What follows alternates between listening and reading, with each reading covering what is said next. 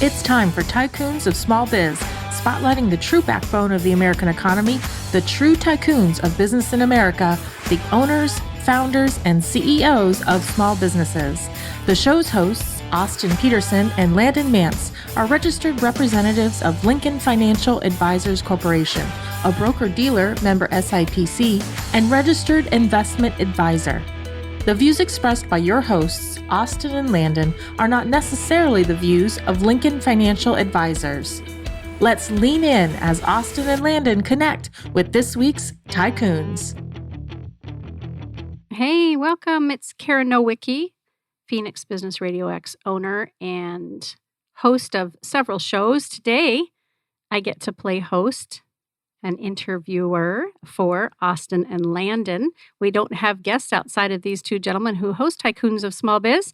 We're going to flip the script. Today, I'll be asking them a few questions about them, get to know them a little bit, what they're up to, and how they serve the business community. Welcome to your own show, Landon Mance and Austin Peterson. Thanks, Karen. Yeah, I got to tell you, it's a little different to not be the guy to kick off the show. So it's interesting to sit back and listen to you kick off the show for us. Well, I'm not even going to ask how I did because I know you'll critique me.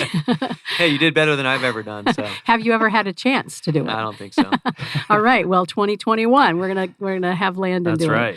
Well, Okay. I'm really excited when you said, "Hey, let's do kind of an end of the year recap, or let's move into 2021." So often when our hosts shine the spotlight on other business owners and executive leaders, we don't often get to talk a lot about who we are and how we serve the community. So I would love for us to take time to do that today. I would love for both of you to just get started by telling us a little bit about who you are personally and maybe your favorite thing about hosting your own show, Tycoons of Small Biz, and why you feel like it's an important contribution to the business community. Austin, would you start for us first? I was born and raised in Provo, Utah. Was actually convinced I was on my way to law school until I took a class in high school as a freshman. It was an elective class, and it was called Entrepreneurship and Stock Market. And so I took that class, and it kind of changed my whole trajectory. And I decided, you know what, law school is not where I'm gonna go. Business is where I belong. And I was intrigued by the stock market thing. And not to date myself too much, but when we did research on stocks that we had to buy with a phantom portfolio that we put together, we were looking in the newspaper for news and stock quotes and all those sorts of things. It was very different than they do this very often nowadays in school, in college, and high school, and it's all internet based. But for me, it was the newspaper. So I grew up doing all kinds of things. I'm an adrenaline junkie. My mom's called me that since I was very young. So I raced motorcycles, snowboarded, anything that got the adrenaline pumping. I was involved in it. You said was. Are you still? How are you getting your adrenaline fix these days? Well, I still love to ride motorcycles. I don't currently own a motorcycle, but I've got some friends that do. And so I go out and ride motorcycles with them from time to time. And just, I still snowboard. I've been snowboarding for 30 years. So, I the original snowboard that I had, Landon probably never even saw one of these, but it had a triangle shape at the front instead of the rounded front edge. And so that's how long I've been snowboarding. So I do still try to get up to Utah and do that at least once a year. And now I get an adrenaline rush by being a father of teenagers and well, one teenager now, I guess, and the other one is actually 20 years old now. So Yeah. And he's on a mission. he is. Yeah, he's on a mission for our church. He comes home 2 weeks from today. Home? Home. Wow. Yep. He will be done, and he's scheduled to land at Sky Harbor at 6 p.m. So on home for the on the holiday. 15th. Yep. Ah, that's exciting. And it's been a year? 2 years. 2-year commitment. Yep. Wow. Yep. And I did the same thing when I was his age. And so I think it's one of these opportunities that kids have to really grow up. I think the military is a close second to what you actually experience and how you grow up in those 2 years. But, he's living in a foreign country. He learned to speak a foreign language. He's in Denmark, which has been kind of cool for us, just given the fact that our ancestry comes from Denmark on both sides for my wife and I. And so he's been able to visit some ancestral homes and do some different things there while he was there as well. So it's really cool. I mean, not many people in the world speak Danish, so he won't have much chance to use that after he gets home. But still, the fact that he was able to learn that and converse and live for 2 years in a foreign country as a guest has been a great experience for him. So neat. And that opportunity to serve, right? You two have talked about that a lot on most of your segments. Yeah. How to be in service. And that's really where you kind of cut your chops in a mission Yeah. like that. Yeah, absolutely. Yeah. And you and your wife have been together forever. Yeah, we got married in August of 1998. So we've been married for 22 years, and like I said, 20-year-old son, and then 17-year-old daughter that's in her senior year at Highland High School. Yeah. Senior year, it's COVID right now, so it's kind of a different situation. How's she managing all that? Pretty well. I mean, they started out hybrid. Now they're in school full time. They haven't had a ton of cases, given that they've got a student body of almost 4,000. I think it's pretty great to see that they've been able to control it pretty well. Mhm. A lot of things have been canceled. And if they haven't been canceled, they've been modified. So, they're canceling dances, which I think is tough as a senior to have those Yeah. things canceled. The dive season. So she's a diver. She's actually a 4-year letterman in dive, and she was the captain of the team this year, even though she didn't participate because of some concussions. And so it's just been a little different, I think. But she's done a pretty good job of taking it in stride, and she's kind of got her plan now, and she's planning on going to BYU, Idaho, up in Rexburg, Idaho. So It's exciting. Yeah. Good. Yeah. It's different times. Well, I'm going to circle back to you in just a moment and ask you about what you're most excited about or what you love the most about hosting your own show. Yeah. And also, what's the benefit of it for you? But before we circle back to you, let's have Landon get us caught up on you. Give us the 411 about Landon Mance. Yeah. So Austin left something out. He also gets his adrenaline kicks right now from doing donuts in his 1976 Mini. What a cute little car. Did you see it out front? I not today, but I have seen. I was walking out one day shortly after you guys were done. I had to get to a meeting. He's like, "Hey, check out my car." Is parked right next to him. I love it. Yeah.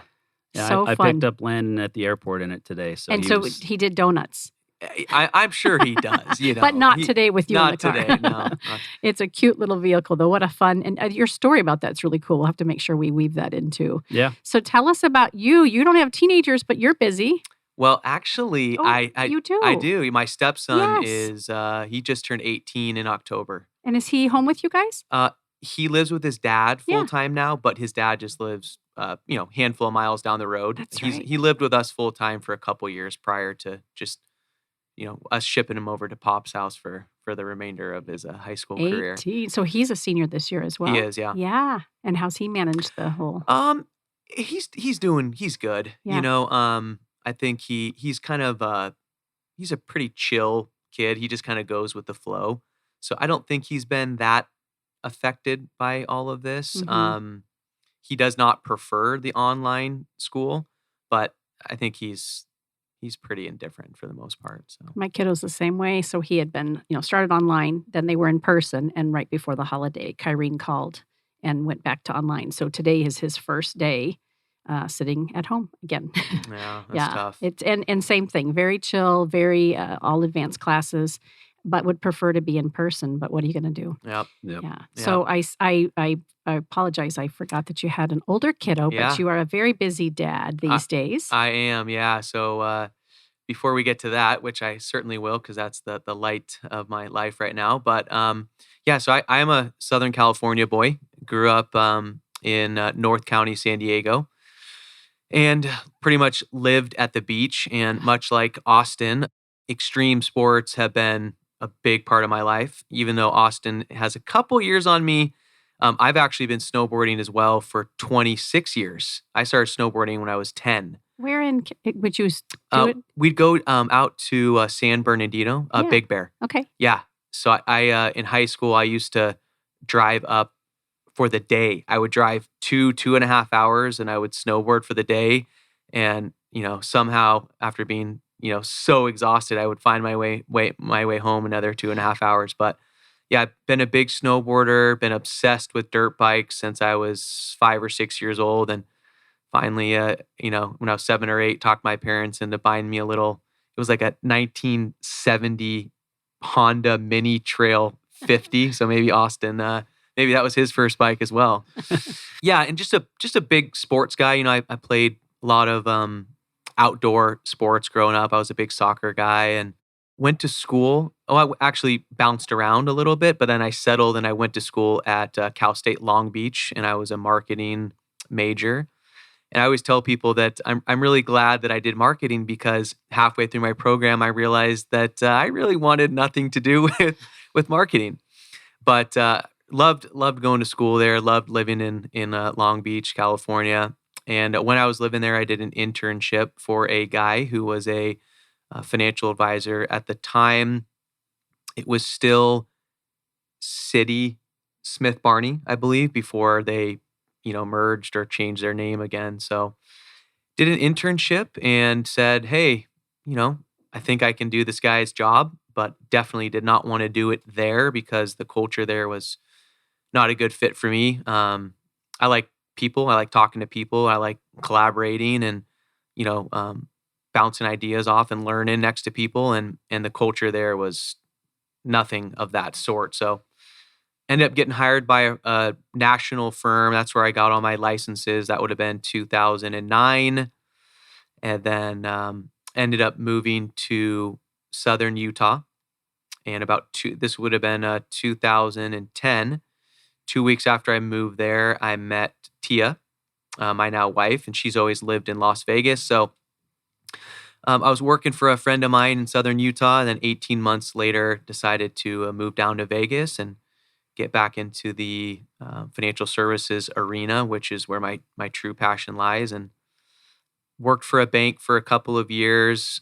And then I started my own practice in September of 2015, which is right about when Austin and I met, probably late 2015, early 2016. He was kind of a hybrid. He had a corporate role, and then he also had his own individual practice. And so him and I got hooked up and just started building a relationship, over the years, and both kind of came to the same realization that we had this passion and really this drive for serving small business owners.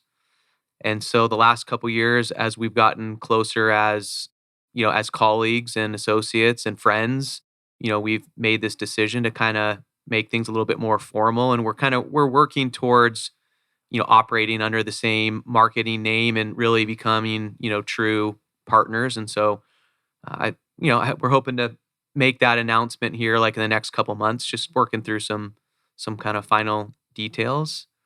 Yeah, the really exciting stuff. My wife and I had twins.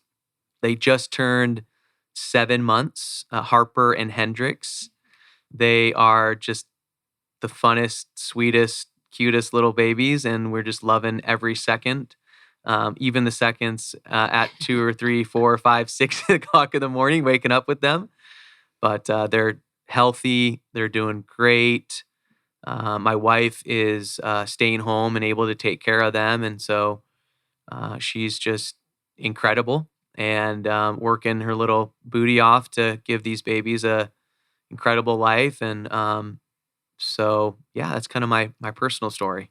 So good. 7 months. Wow. Yep.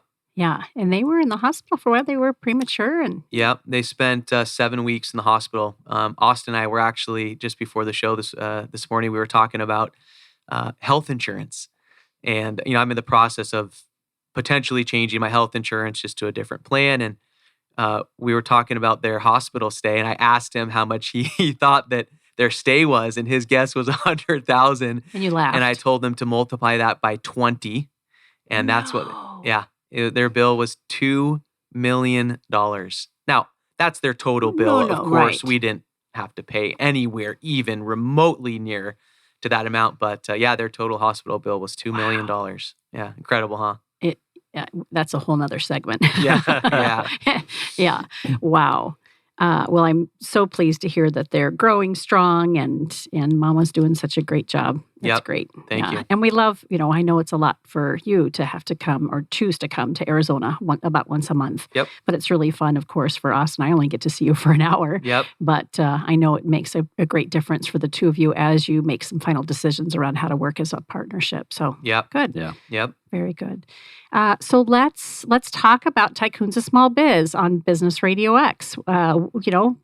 What do you love about that? Either one of you or both of you, and what is the benefit to you and your business? But also, how do you believe it serves the business community?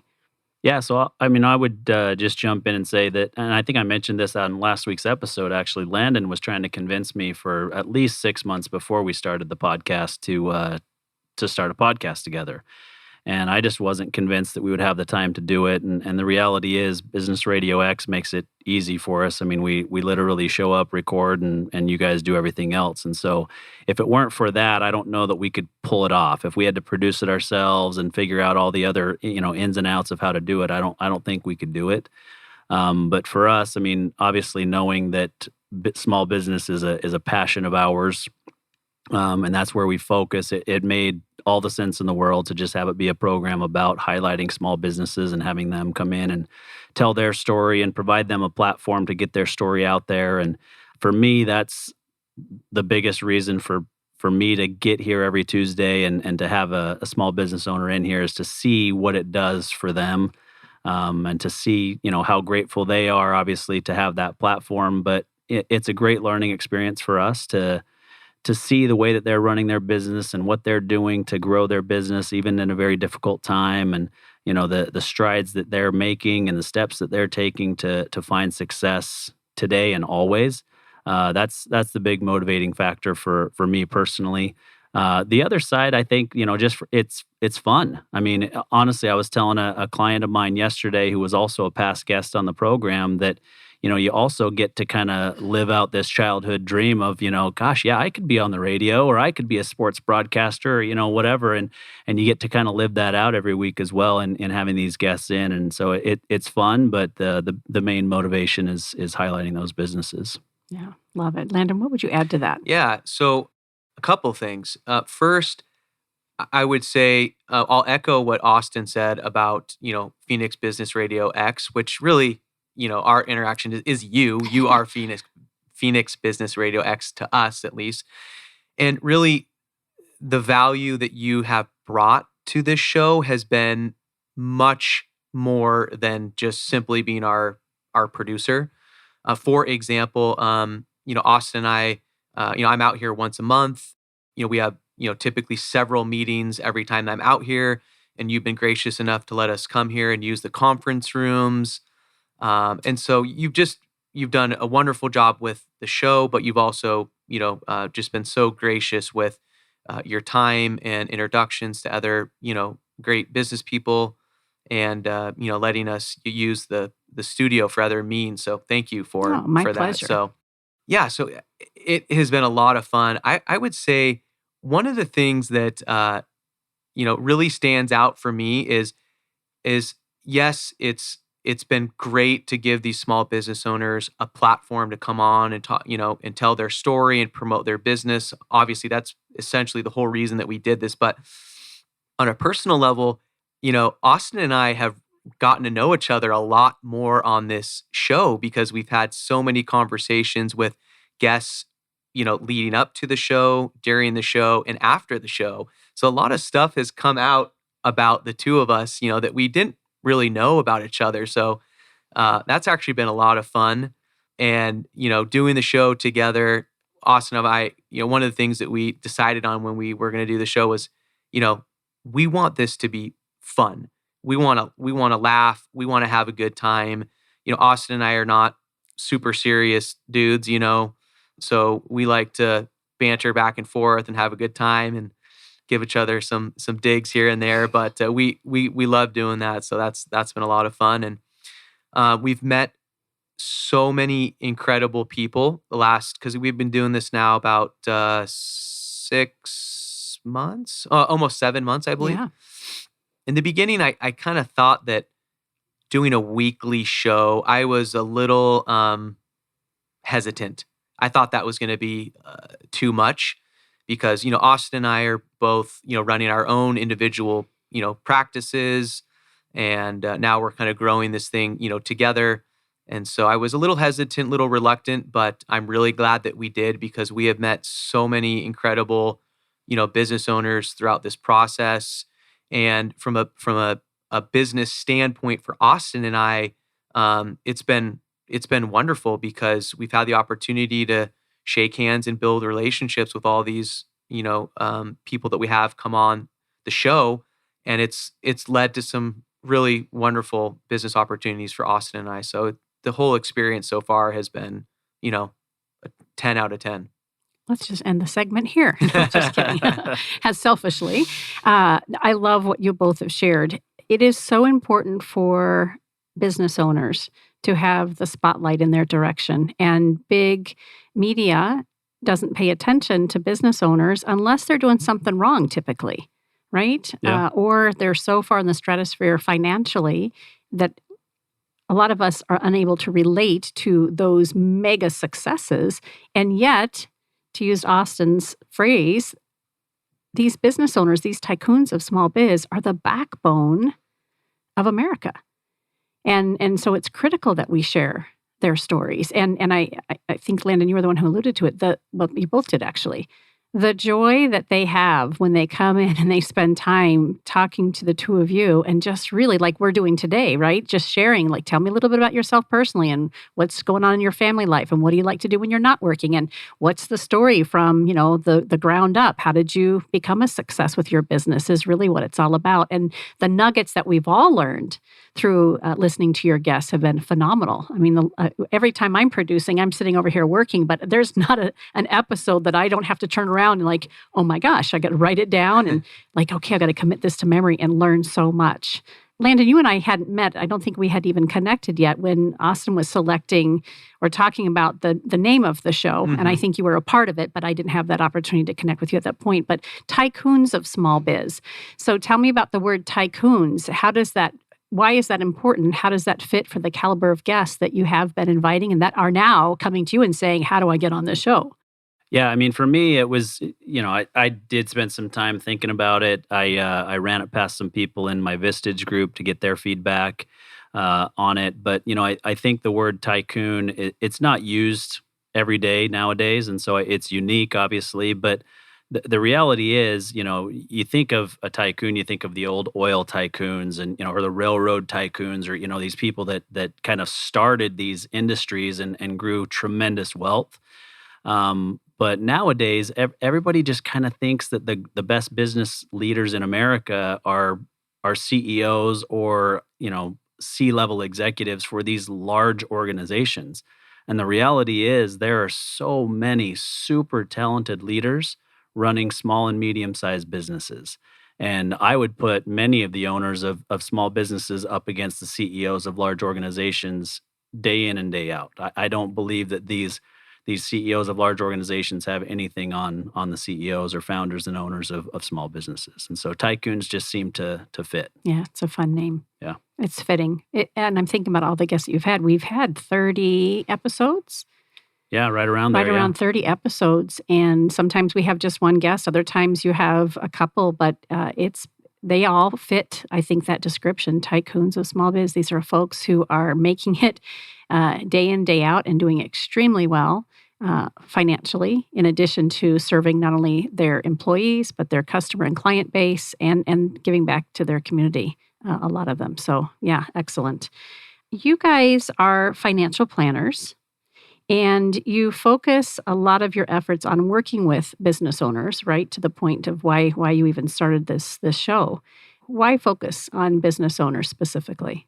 Yeah. So Austin and I both, and I won't, try to tell his backstory, but we have very similar backstories in the sense that we come from families of entrepreneurs. My grandfather was an entrepreneur. He was an inventor and he was a real estate guy, and he started and sold multiple businesses, and he had a lot of, property and just had his hands in all kinds of stuff. And my dad's been an 45-year commercial developer and entrepreneur. My older sister, who we've had on the show, Dana, she's got a really successful women's clothing boutique out of Southern California. It is cliche to say, but entrepreneurship literally, I mean, it runs in our DNA. I mean, everybody, all of my business mentors have been mostly family, entrepreneurs. So when I came over and I partnered with Lincoln Financial Advisors, who is our broker dealer, when I partnered with them to start my business, I got introduced to the world of serving private business owners. And so that has evolved for the last, 5.5 years. And it really just comes down to there is just tremendous value that we can bring to a private business owner. We can bring value to our non-business owner clients, and we do that pretty well, I think. But when we're working and serving private business owners, there's just so many additional areas that we can help them focus on. It makes it interesting. We're constantly studying and doing different things to further our education and our training and our resources. And also, just to go back to our broker dealer, Lincoln Financial Advisors, they are, when it comes to serving private business owners, the resources that they have available to their planners that focus on private business owners is just, I mean, it is incredible. And I really feel like it is unmatched. There's, some things they don't do quite as well as some other firms, but when it comes to that arena, playing in the business owner arena, I think they do it better than anybody. And so that trickles down to our abilities to serve our clients, because we do have just incredible training, incredible resources, and just the platform that allows us to serve, private business owners and their families, better than anybody else. Mm-hmm. Yeah, I would just add to that small business owners are an underserved community. The reality is most financial professionals or financial advisors, financial planners, whatever they want to call themselves, they're just out there either selling products or wanting to manage money. And the reality is many small business owners don't have a lot of assets to manage in terms of outside investments, right?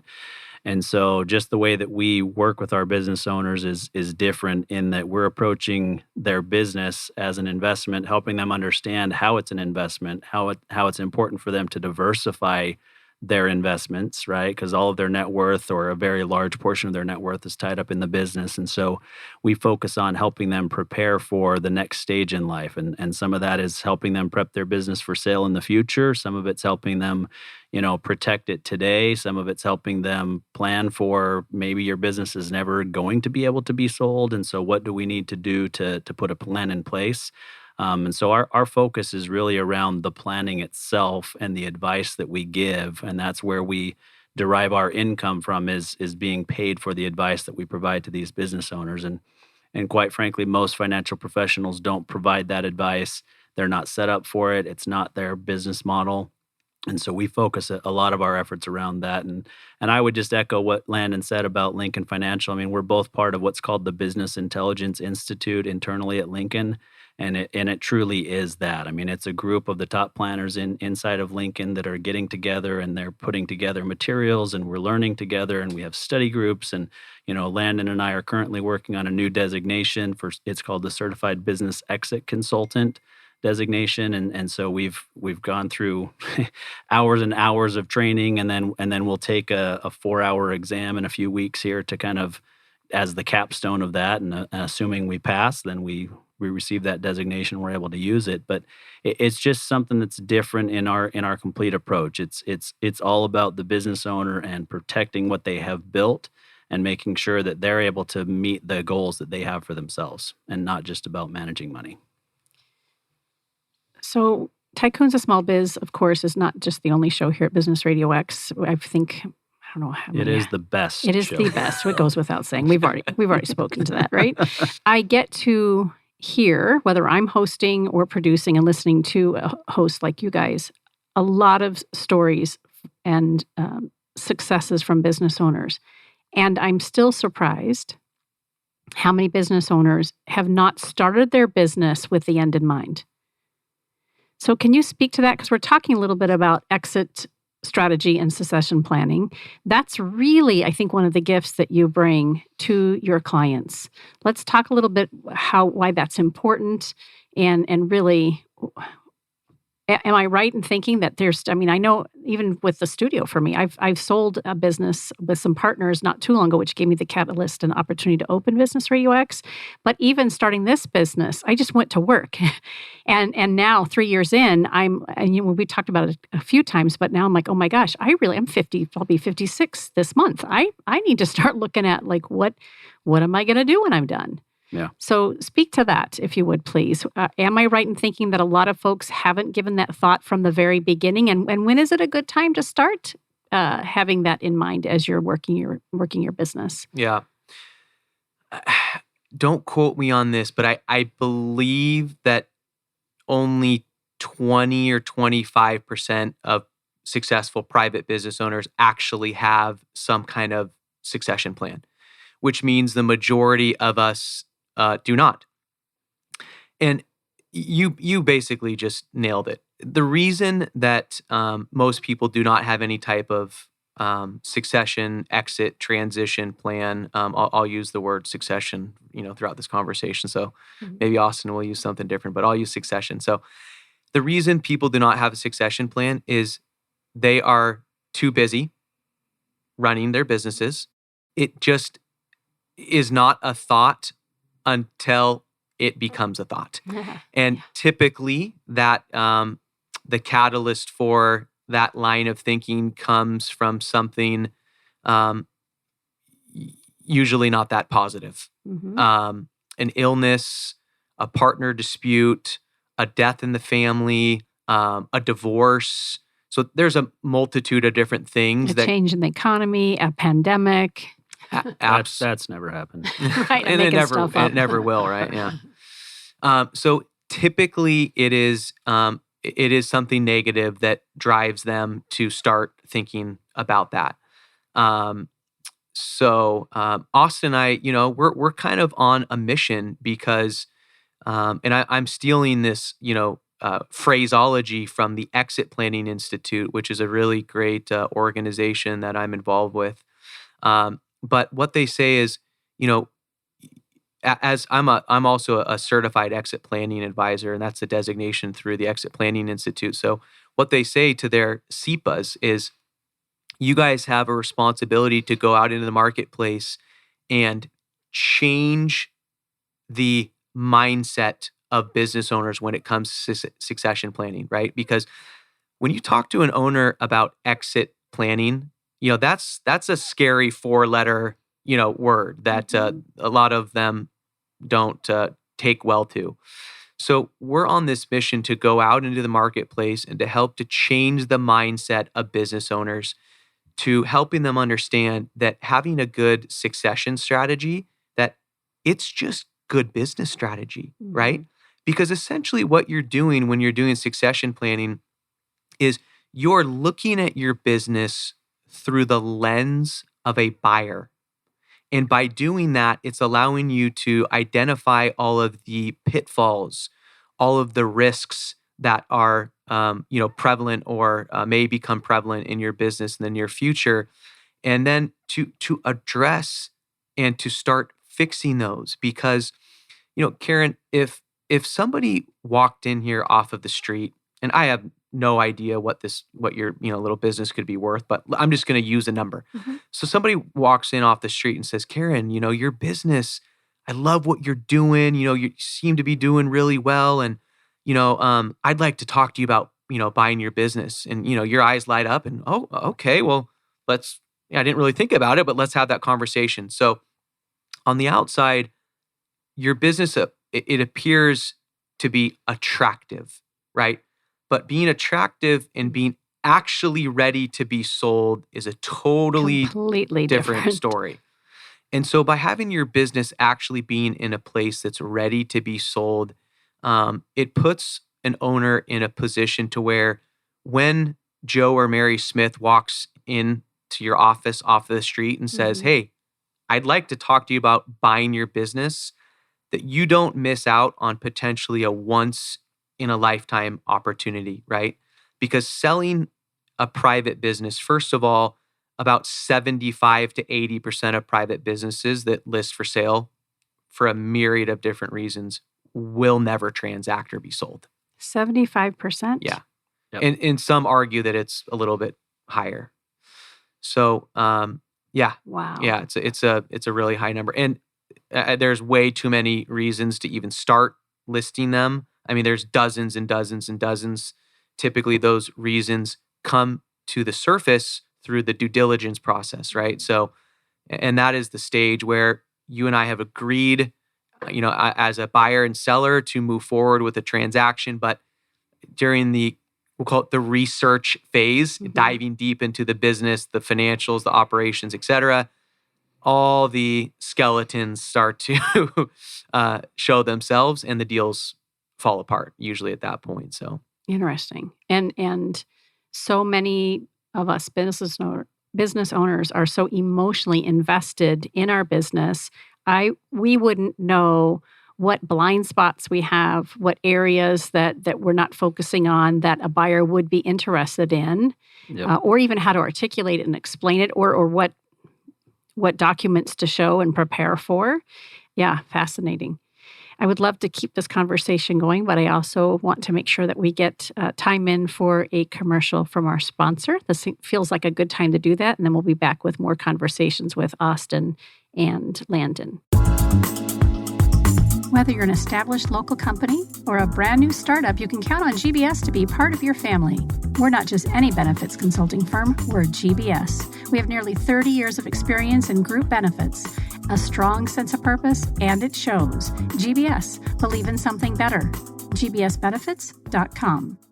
So we're here today with me, Karen Nowicki, as host or interviewer. And we've turned the table a little bit with Austin and Landon, who typically host Tycoons of Small Biz. And today they are my guests, or they are their own guests. How's that? And we're having a conversation around business exit strategy and succession planning. I know I've shared with you guys before that at the same time that I opened the studio, my husband opened an automotive shop. It has since closed last year, so 2 years in business, and had, I believe, great potential to be wildly successful. Customers loved him, great mechanics. Mike had been in business forever. And I had kept saying, let's think with the end in mind. Like, if this is not the business for you forever, or one to hand down to Ivan down the road, we ought to be focusing on this business so that there's something to show for all of your hard work at the end of the day. And we didn't plan effectively with that in mind. So regardless, whether it's an auto shop or a radio studio or a restaurant or anywhere in between, some sort of selling widgets and a manufacturing business, whatever it is, at what point does a business owner, if they haven't done it in the very beginning, be thinking about, how do I put value on my business, and how do I prepare for when I am ready to retire? What do I want to do? If it's not from the very beginning when they open that door and put their open for business sign up, metaphorically, when should they start thinking about what it's going to look like when they're ready to move on? Yeah, we tell clients all the time that they should be engaging somebody, whether it's us or somebody else, to help them prep for that sale at least 3 years prior to selling the business, at least. We would prefer that it be 5 to 10 years ahead of selling that business, so that the business truly is in the perfect situation to be sold, right? And there's a lot that goes into that. We've got to always realize that whoever's coming in to buy your business, even though they may love your business, they may be a competitor and they know your business, whoever it is, they're buying your business based on the opportunity for future cash flows from your business, right? That's what they care about. When the dust settles, that's really what they care about. And so they're valuing it based on what they can generate in future cash flows, based on what it's doing today, but what they think they can do for that business to add fuel to the fire to grow the business into the future. And so it's up to us as financial planners to help you get that business in a spot to where it shows very, very good cash flows And quite honestly, this is the hardest pill for business owners to swallow, is to get your business to a point where it does not need you to be successful, right? That's the hardest part, because you built it from the ground up. It's all, blood, sweat, and tears that you put into this business, and you're the CEO, you're the founder, you're whatever, and you're running the day to day, and you want to be in charge of this, and you're the best at this, and that sort of deal.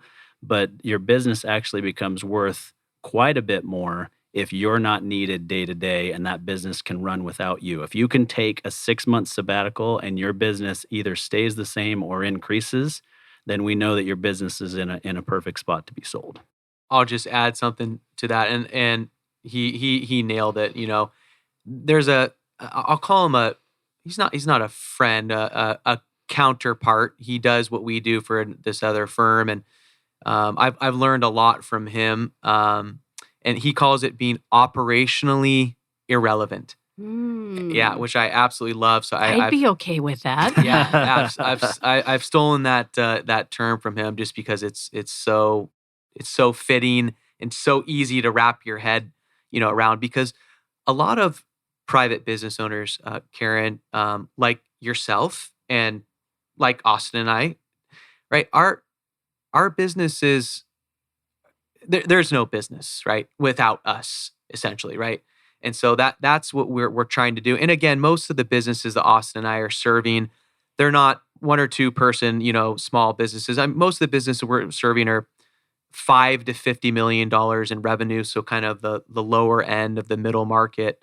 That's kind of our bread and butter. And often multiple employees. Oh yeah, definitely. Yeah. Yep. Most of the businesses we're serving are, I don't know what, 10 to 100 employees would probably be the typical range.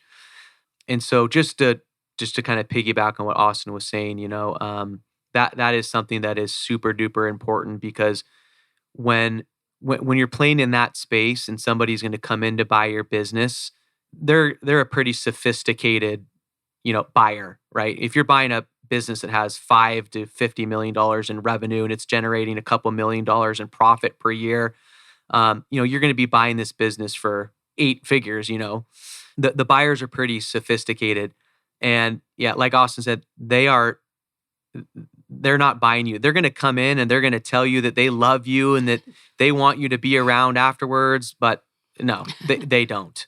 They care about your business, and they care about the future cash flows, like Austin said, of the business. And they're typically buying your business as an investment. Whereas a lot of, really small businesses, because actually the majority of small businesses actually don't have any employees. They're just a one-man band. So so we help to make them operationally irrelevant. That can increase the value of a business substantially, but it's hard because you have to give up control and you have to be a really good delegator. And a lot of these business owners that we work with, they bootstrap their businesses. They started these things from the ground up, and it's hard to give up that control sometimes. But that's something that Austin and I focus a lot on, is helping them to get to that point where they can take that vacation. They can step away from the business for weeks or even months without it, crashing and burning. If we're not planning to sell the business and we want to pass it along as a legacy to our kids or brother, sister, whatever, is it equally important to have a financial planner, someone like you guys, kind of helping as advisors, and if so, why? Yeah, I would say definitely. The reality is, if your business is your entire net worth, right, then you've got to plan in some other fashion, right? So if you're planning on gifting it to the next generation, and you don't plan on, taking any sort of a purchase price or, cash flows from the business afterwards, then you have to have planned outside of the business for you to be able to live, right? Social Security, newsflash, it's not going to be enough, right? I don't believe it's going anywhere, but it's not going to be enough. And so we've got a plan for our own retirement. And so we're either going to come in and help you plan for it that way, or we're going to help put together a plan to where there is either, like you said, a management buyout or a family purchase, any sort of a plan that can be put in place so that it still funds your retirement, but then you can also then have it pass to the next generation. Yeah, and with high net worth clients who, again, are so immersed in the day-to-day business and doing well and seeing the fruits of their labor, hopefully, or just keeping all balls in the air to keep operations running. These are topics and conversations and really expertise and a skill set that many business owners don't naturally have. Correct. Which is why it's so important to work with you guys. Yeah, and I would even add to that, and Landon may have something to say here too, but most small business owners are very, very smart individuals, but they're smart in their area, right? And so just like we hire people to do certain things that we're not good at, same thing would apply here where you hire a professional to help you put a plan in place and then push that plan forward, right? I talk about people paying us for our advice, but then I would say after we've put together that plan, the most important job that Landon and I have is to act as a catalyst to actually get the plan done, right? I mean, I could share a couple of quick stories about business owners that didn't do that and had to deal with exactly what Landon talked about earlier, whether it's, it's not something good, right? Either it's a partner that passed away. I've had that situation. It's a partner that was diagnosed with terminal cancer and is still around probably for several years, but they weren't prepared to buy him out. They didn't have enough disability coverage in place for him to be able to live comfortably. And they, of course, want to take care of him. But, those are just some examples of the types of things that happen every single day. And if there's not a plan for it, it can cripple the business and potentially even put the business out of business. Yeah, in our case, that's what Mike was ill and we had to close the business.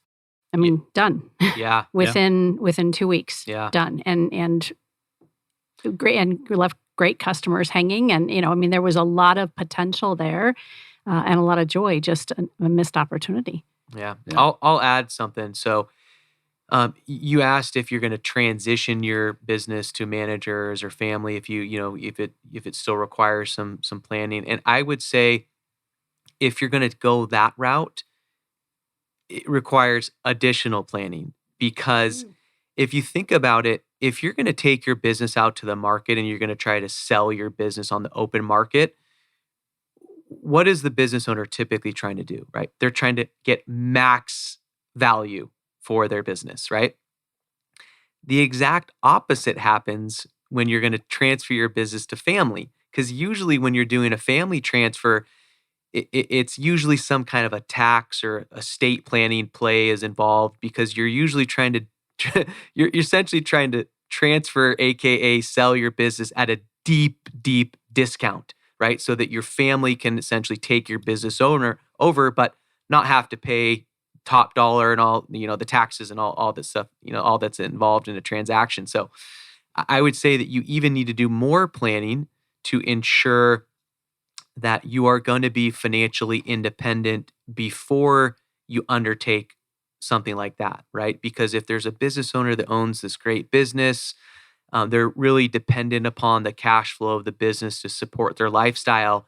And all of a sudden you transfer the business to, Johnny and Johnny Jr. and Sally, and, as your children, you're kind of putting your future financial independence in their hands, right? So if the business doesn't perform the way that it is supposed to, well, you're in a tough spot if you're not financially independent at that point. You might have to step back in and start running the business again, right? So I've heard plenty of stories like that. Yeah. So I would say that if you're going to go that route, that it requires just as much, if not more planning well in advance of something like that actually happening.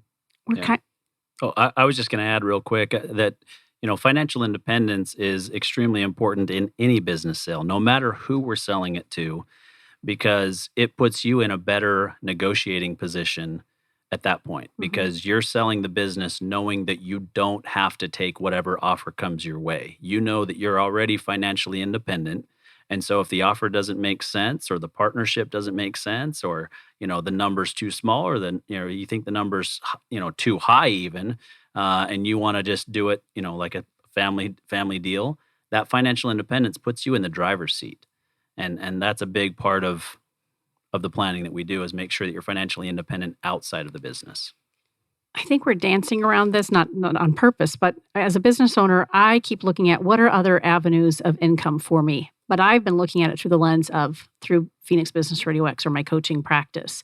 When I work with you guys, do you help business owners then look at how else to diversify? Maybe that's not the right word, but you're helping to look at what is the long-term plan for retirement and savings and wealth. It's the whole picture and not just the business, right? Correct. Yeah. I mean, we sorry to cut you off there, Landon. We spend an awful lot of time on, what do we do to make sure that you're, again, financially independent outside of the business. Yep. And so, how can we save you taxes today, but also save for the future? How can we, really diversify your holdings in the business or your net worth away from being 80% plus the business? And let's get it to where the business is maybe 50% of your net worth or less. And then we've got a complete other set of investments over here that can provide for you and your income needs at a later date. Perfect. Yeah. So Austin nailed it. I'll just say it a little bit differently. So if we're looking at a business owner, right? Typically, like Austin said, they have a large majority of their wealth, their net worth tied up in their business. Usually it's somewhere between 75 and we've seen 98, 99%. So if you look at it like this, so one of the things that we focus on a lot is helping to shift wealth and net worth from the business balance sheet onto the personal balance sheet. And there's a multitude of different ways that we go about doing that, but maybe that provides a little bit of clarity there. Yeah. We're almost at the top of the hour, but I have a couple more questions I want to make sure we get to before we scoot. Okay. I've heard you guys talk about mindset, not necessarily in our today conversation, but previously. You guys help business owners change their mindset when it comes to succession planning. I don't even think I'm pronouncing that word correctly, but we'll just let it go. Succession planning. What do you mean by that? I mean, you've alluded to it, but let's really talk about mindset as it relates to business owners. How do you help shift? So Landon's answer might be a little bit different than mine, but that mindset shift is to actually viewing their business as an investment and understanding the risk that they have in that investment day in and day out. And business owners don't think it, right? I mean, you've been running a business for 10 years. This is just my business. There's no risk. What are you talking about, right? But when an outside investor comes in and looks at it, they do start to see all the different types of risks that are inside of that business. And they see that there's a huge concentration of your wealth in that business. And so it's about understanding your business truly is an investment. Let's treat it as such. Let's understand what the risks are, protect against those risks, and then build a net worth, like Landon just said, move from the business balance sheet to the personal balance sheet. Okay, good. So we've been talking about this all along. We're just now calling it. This is a mindset shift. Yep. What would you add to that, Landon? I mean, not much. I think he nailed it. Business owners, like Austin said, they don't look at their business as an investment, but everybody else, any potential buyer, that is exactly what they are looking at your business as an investment. And for their investment, they expect to get a certain ROI, right? Return on their investment. And so by helping these owners change their mindset when it comes to succession and, transition, exit planning, whatever you want to call it, it puts them in a much better spot, a spot of confidence, right? Because if we've helped them to shift a lot of their wealth from the business onto their personal balance sheet, now they go into a potential business sale negotiation with a lot more confidence and clarity, which hopefully ultimately will result to a much more successful transaction, whatever that means to that specific client. Anything that I haven't thought to ask or that you kind of wanted to make sure we covered today? I know that you guys have a special offer that you're making available through the end of this year. So we'll talk about that. But before we close with that, is there any aspect of how you serve your clients and or the show that we haven't touched on? I think the only thing that I would add is that the big motto or creed, so to speak, that Landon and I work with every single day is that we serve the client first, last, and always, and let everything else take care of itself. And so we go into our relationships with any of these business owners as we're going to serve them, we're going to help them, and we'll figure out how we get paid later. But we're here to help serve the business owners, and we truly believe in the business owner community. We know that regardless of what's going on economically or politically or the pandemic, any of that kind of stuff, that it's small business owners that are going to lead us out of this, and we're fully committed and in 100% with these business owners. So I'll add something real quick, and this is going to be news to Austin. He doesn't know this yet, so this is going to be fun. Yeah. In fact, I don't think I've ever publicly mentioned this. The goal is in 2021, Austin and I are going to undertake an initiative, and it's going to be a philanthropic-minded initiative around business owners. And essentially what we're going to do is one time per quarter, we're going to gather a whole bunch of business owners. We're all going to put $100 into the pot. And Business RadioX is doing the same thing. I'm excited to hear this. Really? Yeah, Interesting. we're going to announce it on the 9th when we're all together. Keep talking. Am I stealing your thunder? No, because there's plenty. I mean, we need to show up in this way. So I'm just ecstatic and excited that you're thinking along the same lines because we're doing the same thing. Go ahead. Yeah. So essentially, I know we're running up against time. You're fine. One time per quarter, we're going to get a whole bunch of business owners together, approximately 100. We're all going to put $100 in the pot. So we got a pot of 10,000. And we are going to have a couple of charities, probably three charities come on and do like a Shark Tank style pitch. And then we are going to cut a check for $10,000 to a local charity, local to Arizona or to Nevada, because, I'm based out of Las Vegas. Yeah. So that is an initiative that we hopefully will be able to start in 2021. So I love it. So I'm a member of 100 Women Who Care Valley of the Sun. So it's the same model, similar model. Yeah. Only this is, women. And I've just been talking to the coordinators because I've been a member of the Giving Circle in Ahwatukee for the last 2 years. And I'm like, hey, we need to do this from a business and corporation and entrepreneur perspective.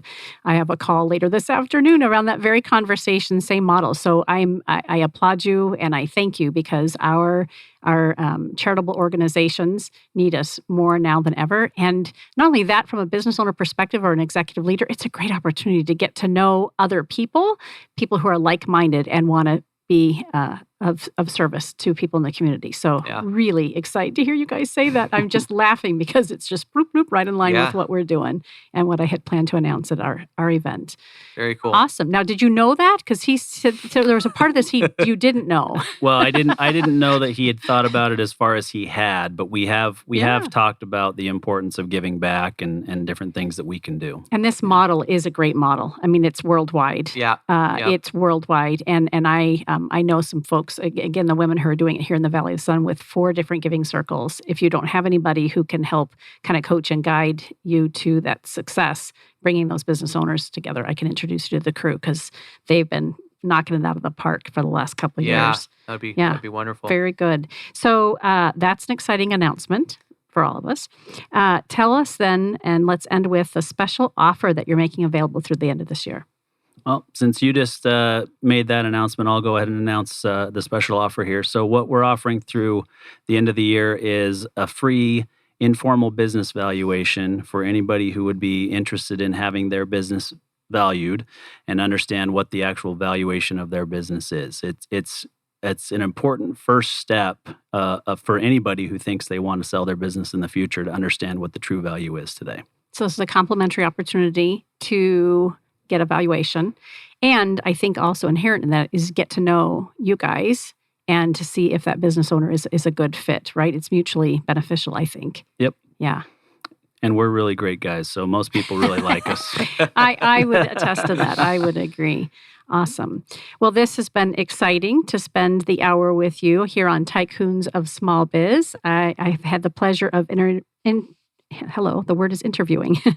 Interviewing today Austin Peterson and Landon Mance, who typically co-host the show. You are here with Business RadioX weekly on Tuesdays at 1 p.m. Arizona time, Yep. whatever that is, depending on when it is. And we'll look forward to the next episode next week. Thank you, Karen. All right. That was Thank a you, lot guys. of fun. Thanks, Karen. And where can folks find you? I know we'll have it, of course, with the podcast, but where do we find you guys? How do we stay in touch? Yeah. LinkedIn's probably the best place to find both of us. You can search Austin Peterson CFP or Landon Mance on LinkedIn. You'll find us. All right. Go Yep. do that. Go do that right now. Thanks for Karen. listening. You bet.